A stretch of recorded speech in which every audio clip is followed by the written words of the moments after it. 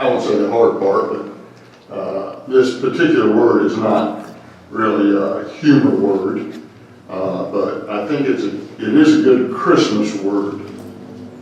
But before we start, Tom, Mike wanted me to ask you who your doctor was, because he's got a superficial kidney stone that he wanted to talk to you about. So if you'll get with him, that'd be good. And Clay, my daughter's got a new dog. Oh, yeah? Yeah, and he uses the bathroom a lot. And he's peeing on the plants, and I wonder if I could talk to you about getting that plant. This is a crazy bunch, isn't it?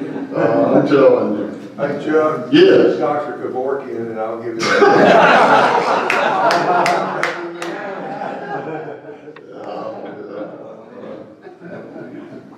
That's the same one Lamar's had for all those heart stents. He's trying to get you out of here, Lamar. You know. Y'all have to vote again. The word is disrupt. Disrupt.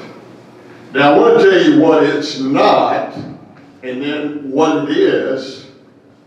And then I believe when we get to Jesus and Jesus coming to earth, if there's any word that enters in the Christmas story like a tornado, it's this word, disrupt. Now, a couple of things. You can be disruptive. In other words, or you can be disruptive in the sense that you're doing something and here comes disruption. Or you can be a disruption. You ever heard somebody say, Earl, here comes trouble? You know, and then some of you are just, every time you show up, there's disruption. And sometimes it's good, sometimes it's not. Disruption has a human origin, and it has a non-human origin. It has a natural origin. Sometimes we have natural disasters, don't we? With weather and you know, it's almost like creation itself, which is physical, which is in this realm. It just shows up. But there's also supernatural. Now here's what it is not. Disruption is not eruption or eruption like a volcano. So it's not disruption, or it's not eruption, I'm sorry. So eruption means what? It means to break out. When a tornado just, what did I say? Volcano, yeah. Erupts, what happens? From the inside, it comes out. It's kind of like a prison break. When something erupts, it breaks out. Now, an interruption, which disruption is not, when you are interrupting or you are, something is interruption, it has to do with breaking up. Eruption is breaking out. Interruption is breaking up. The word interrupt means to stop the flow. Something's continual, and now something enters in. The basic word for interrupt is the Latin word break. So what disruption is not, it's not breaking out. It's not breaking up. Somebody, you know, sometimes you can remember maybe if when you were a kid, if you did a lot of fighting like we did, eventually somebody had to break it up, had to enter in and stop it. That's what a referee does. It's also not breaking in. It's not just that. But what it is this. To disrupt is when an interruption happens or when an eruption happens. But here's the difference. If disrupt shows up, it means to throw into disorder. It means to cause confusion. It means to bring about turmoil, disarrange, disturb, upset, obstruct, impede. We use the phrase, throw a monkey wrench into it. In other words, when disrupt shows up, it doesn't just, you don't just experience a breaking out of something or a breaking up of something or a breaking in. We say that when somebody comes into our house, what do we call it? A break-in. But disrupt is different. It means to break apart. It means to stop the connection, which creates a power outage. So you get the gist of it. Now there are results when you are disruptive. Bob and I worked with a homeless girl, and I remember she came to the worship service, and she didn't just interrupt, she disrupted. She showed up, she came in, and she said, "Here I am." And then she said, "Where is he, Chuck? Where is he?" I didn't know she was talking about her brother, Jesus. But when she showed up, it wasn't just an interruption, it was a disruption. Changed everything. I went to a musical thing last Sunday night, I think it was, and when I got in there, it was packed. And it was at Christ Church Presbyterian, which if you've ever been in you're talking about a beautiful building. And it just reeks of formal, of quietness. And there must have been 1,000 people in there. So Deborah and I got a seat. Well, there was a guy next to me. And he didn't look like kind of that he fit there. He was different. And I noticed that, he was dressed different. And so we're in there, and they're starting to, they got orchestra, they got the whole deal. Well, as soon as they start, Tom, he starts talking to himself. And, he was interrupted to some degree. But you know what the Lord said to me? He said, "Chuck, I'm all about disruption. When I came into the world, everything was formal. But," he said, "when I hit the scene, there was disruption." And I thought, I wonder what would happen if this old boy got up, walked down the aisle, and said, "Hey, I'm here." Probably wouldn't be received. But I'm telling you, when we talk about Christmas, it's a wonderful time. It's a beautiful time. We love the family time. But it's a very disruptive time if we hear what it says. If you haven't read the book, I think it's the best little Christmas pageant. They had a family of 7 kids who were, it says in the book, they're the worst kids in the world. When the herdmen show up, when they showed up, they didn't just interrupt, they disrupted. Imogene liked to smoke cigars, so she went in the church bathroom and smoked cigars. Smoke started coming out everywhere. They had to call the fire department, everybody running out. They thought, they didn't know what it was.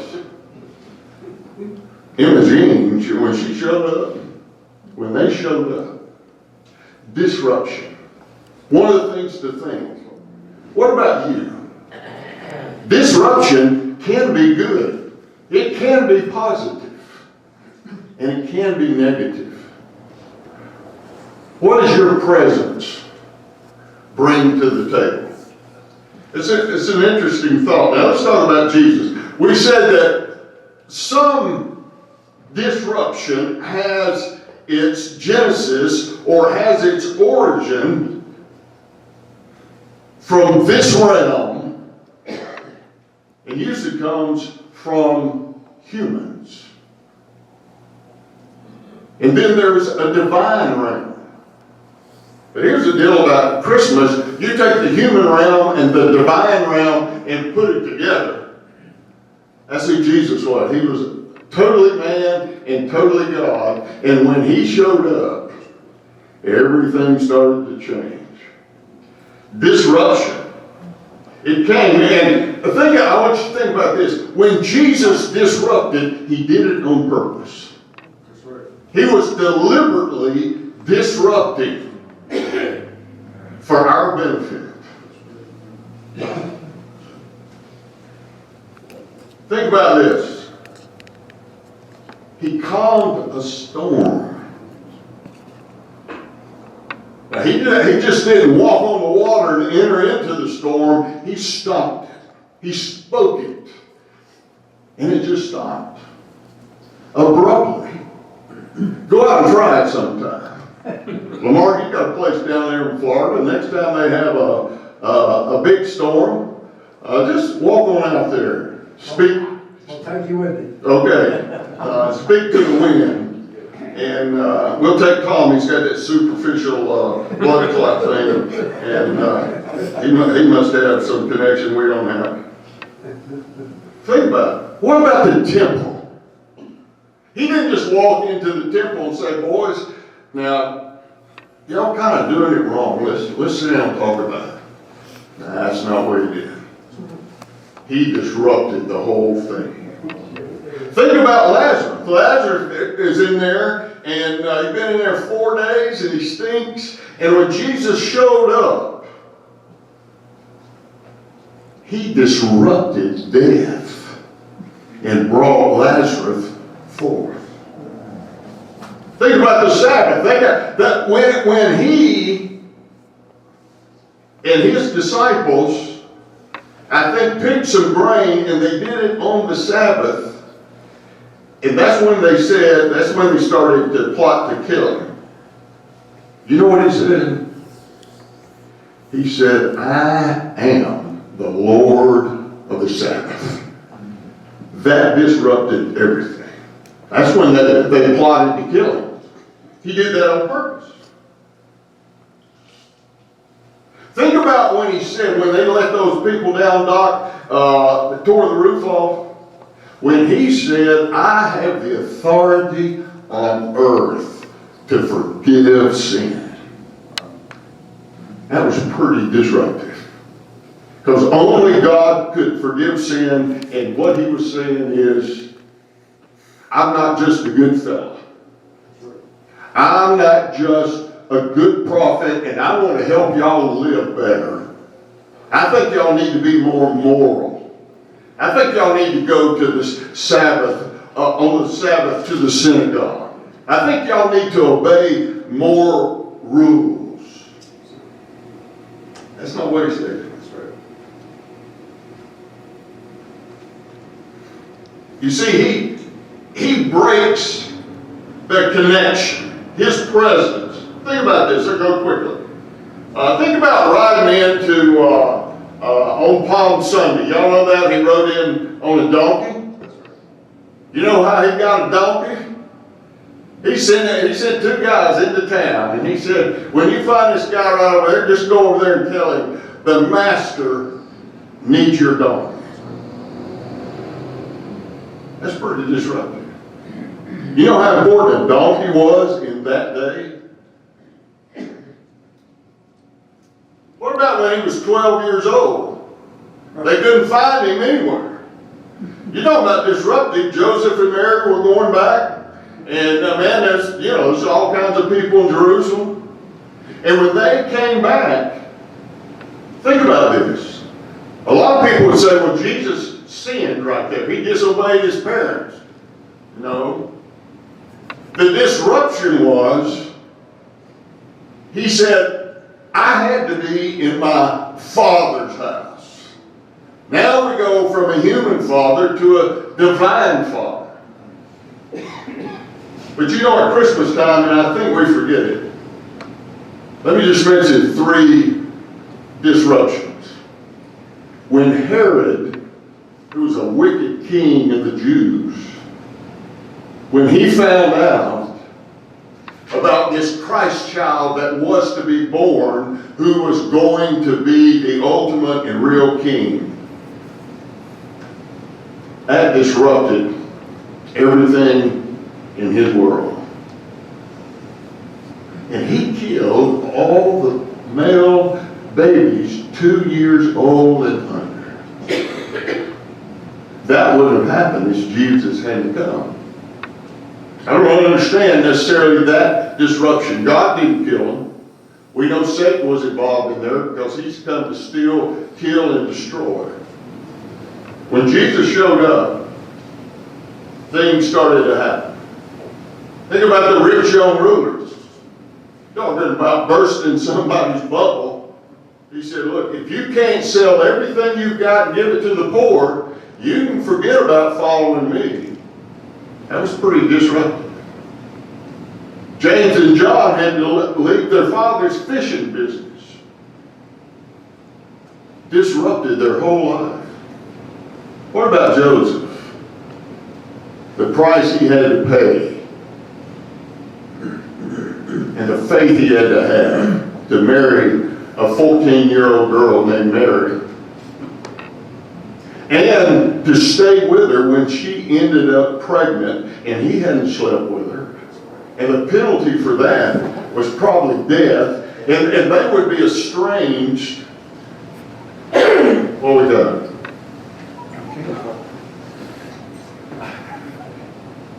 Yeah, I'm okay.